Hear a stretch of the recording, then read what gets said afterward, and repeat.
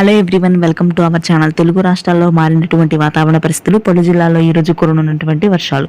వివరాల్లోకి వెళ్దాం. దక్షిణ అండమాన్లో ఏర్పడినటువంటి అల్పపీడన ప్రభావం ఏ జిల్లాల మీద అత్యధికంగా ఉంటుంది, ఏ జిల్లాలో వర్షాలు నమోదయ్యే అవకాశాలు ఉన్నాయి తెలుసుకునే ముందు మీరు ఇంకా మన ఛానల్ కనుక సబ్స్క్రైబ్ చేయనట్లయితే వెంటనే సబ్స్క్రైబ్ చేసి పక్కన ఉన్న బెల్ ఐకాన్ని క్లిక్ చేసేయండి. ఇక లేట్ చేయకుండా వివరాల్లోకి గనక వెళ్ళినట్లయితే దక్షిణ అండమాన్లో ఏర్పడినటువంటి అల్పపీడన ప్రభావంతో మధ్యాంధ్ర, ఉత్తరాంధ్ర జిల్లాలో ఇప్పటికే తేలికపాటి నుంచి మోస్తరు వర్షపాతం ఉంటుంది. పగటి సమయంలో ఉష్ణోగ్రతలు 40 డిగ్రీల వరకు నమోదవుతున్నప్పటికీ రాత్రి సమయంలో ఆకాశం మేఘావృతమై ఈదురుగాలితో కూడినటువంటి వర్షాలు కురుస్తాయి.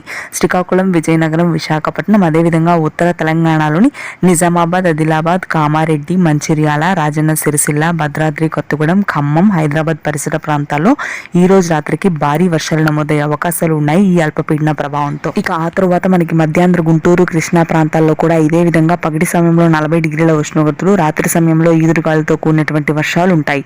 ప్రకాశం, నెల్లూరు జిల్లాలో ఉష్ణోగ్రతలు కొంతమేర తగ్గగా, ఇక దక్షిణ తెలంగాణ జిల్లాల్లో మాత్రం పొడి వాతావరణమే కొనసాగుతుంది. ఎటువంటి వర్షాలు నమోదు కావు. ఇది ప్రస్తుతానికి ఉన్న weather update. Thanks for watching this video.